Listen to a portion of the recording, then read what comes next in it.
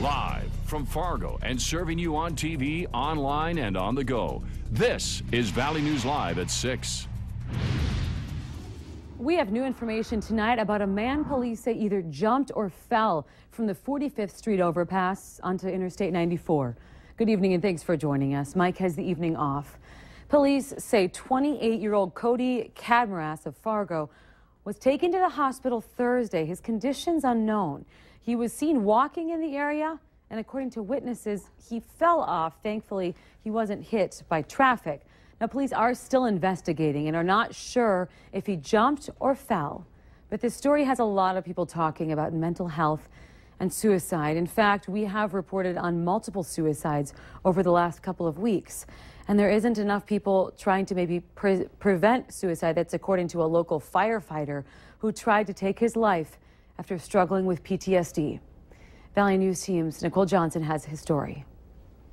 I lost a lot, but I gained my life, and for the first time in my whole life, I'm alive. Scott Gieselhart has been a volunteer firefighter for 20 years in Frazee, Minnesota. We went on quite a few car accidents about 15 years ago, and we haven't had, thank God, we haven't had too many lately.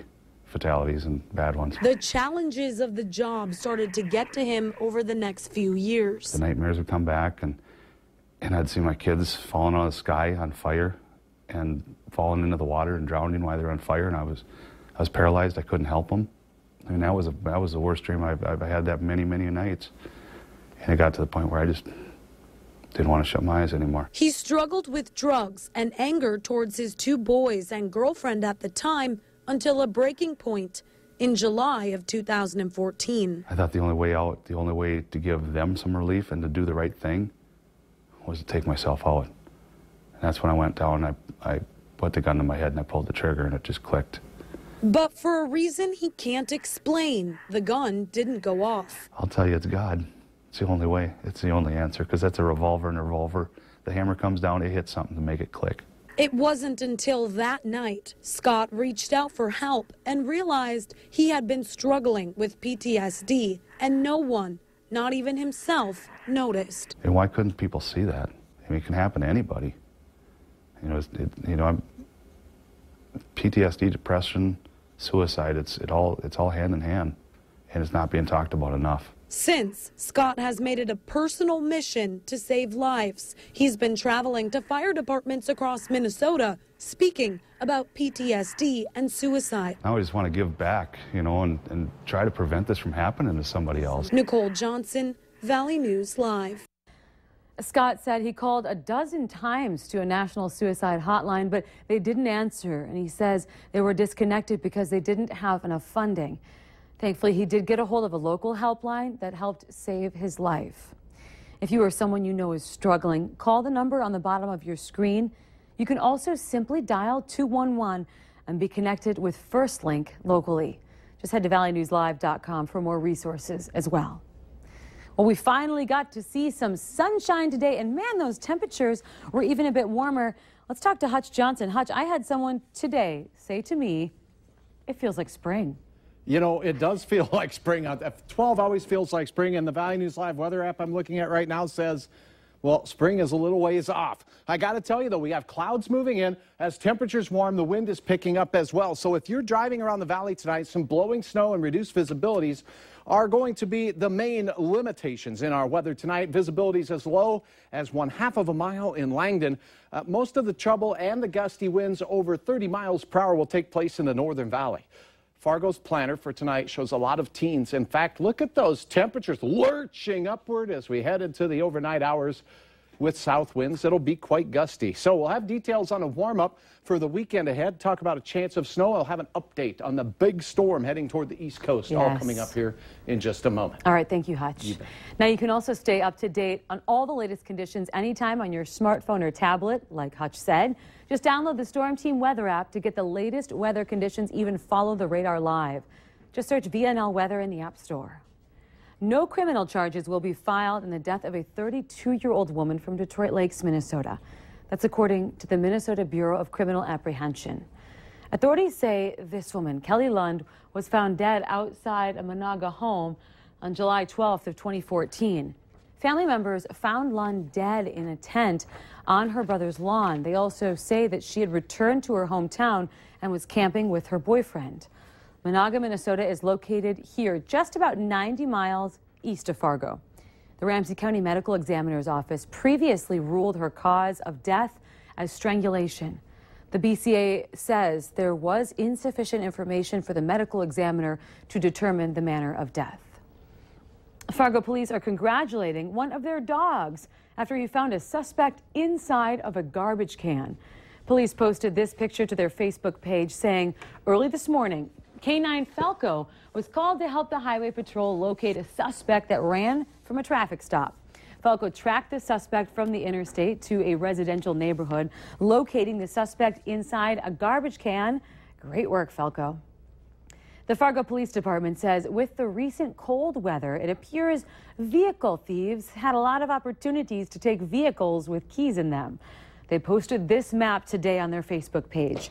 All of the Ys show us exactly where the thefts took place. Now, in the last 7 days, they took 7 reports of a stolen vehicle in the city, and they remind you, lock your doors while your cars are warming up. It's Friday, time to get a look at this week's Valley's Most Wanted. Police say that Walter Gagnon is wanted for probation violation on felony burglary and theft charges. Call law enforcement if you have any information on Gagnon. Today, a West Fargo 5th grade class from Westside Elementary got to hit the slopes and ski at Detroit Mountain and Detroit Lakes.